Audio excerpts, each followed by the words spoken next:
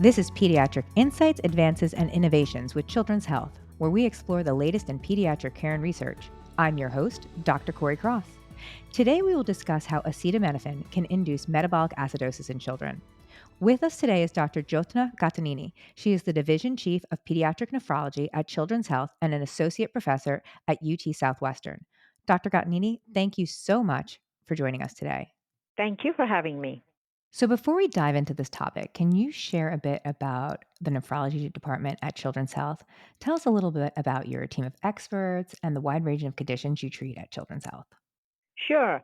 We have around 10 pediatric nephrologists at Children's and UT Southwestern right now, and we do treat a wide range of conditions that you just mentioned, and these can encompass starting from prenatal consoles to congenital anomalies of kidney and urinary tract, hypertension, electrolyte imbalances, autoimmune kidney disease, acute and chronic kidney disease, acute and chronic kidney replacement therapy, and kidney transplantation, among others.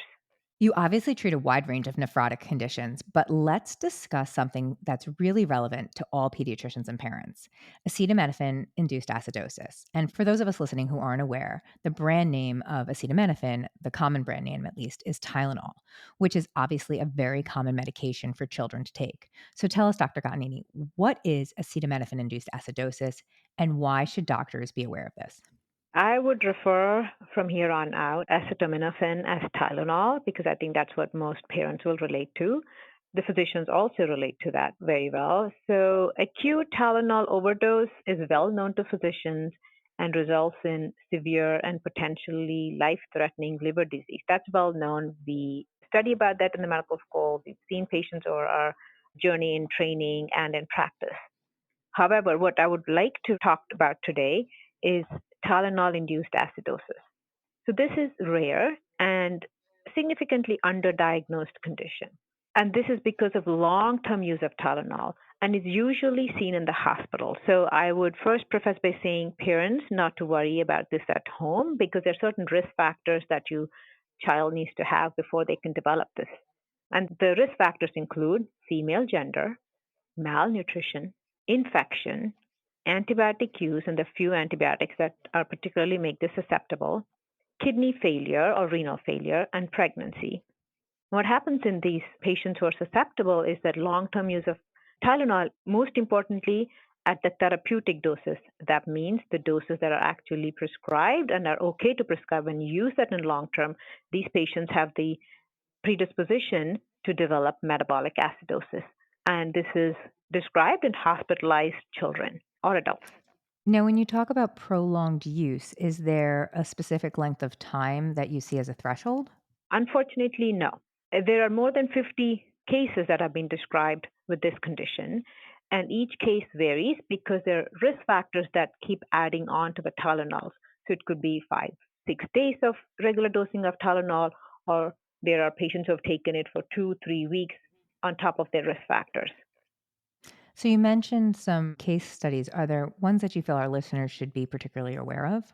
So there are, if you actually Google and say pyroglutamic acidosis or do it in PubMed, which is mostly used by physicians, you can see pyroglutamic acidosis and you will get a list of case reports and case series that have been published.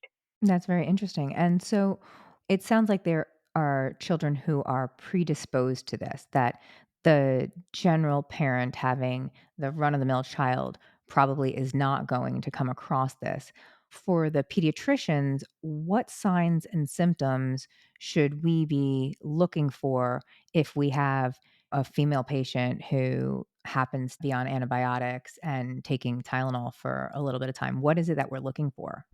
I can tell you this. We ourselves published a case report recently about this, and this was about a patient who presented to the hospital and was noted to have metabolic acidosis. And this is primarily for the physicians.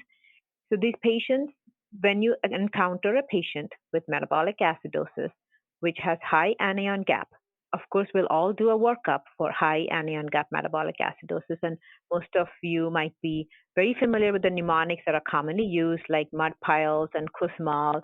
But more recently, this new mnemonic, which is called GOLD mark, which stands for like glycols, ethylene and propylene glycol overdose. O stands for oxaproline or pyroglutamic acid. L stands for lactate. D stands for D-lactate. M for methanol and other toxins. A for aspirin. R for renal failure, and K for ketones. And again, this is easily available on the web resources. It's gold mark mnemonic. So one, if you encounter a patient with increased anion gap metabolic acidosis, you should go through this and work the patient up for high anion gap metabolic acidosis.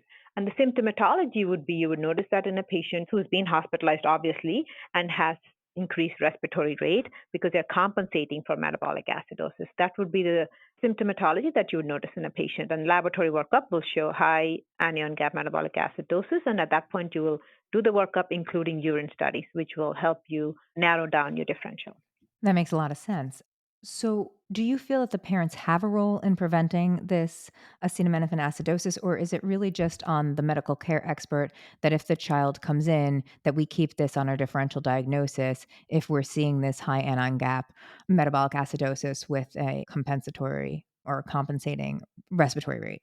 I would say that parents are our partners when we take care of children, so they would be aware of how much Tylenol their child is getting. But this becomes more of a physician responsibility to notice these things and look for metabolic acidosis and initiate the workup. When you have a malnourished young lady who has kidney failure and who has infection, and you're having to give prolonged course of Tylenol, as in 4, 5, 6 days of Tylenol, even at just therapeutic doses.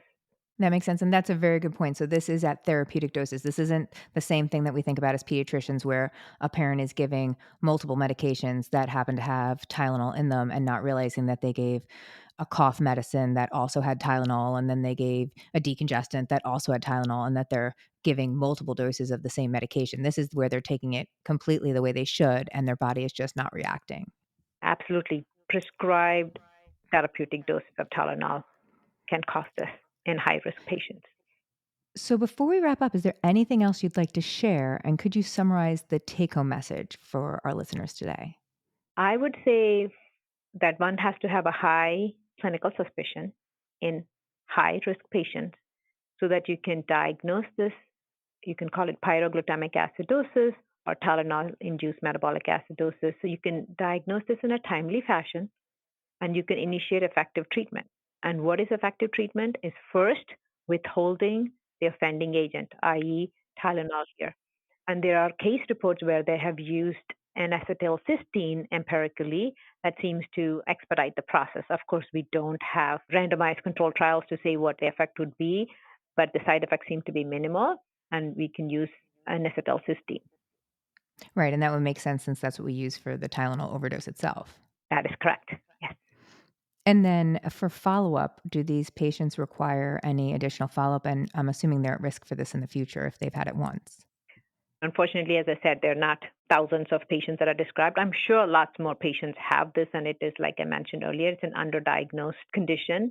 I would say, again, it has to be a perfect storm. You have to have all the risk factors, and you need to have prolonged course of Tylenol. So if you're going to need Tylenol for a day or two, and you don't have the risk factors, you don't need to worry about it.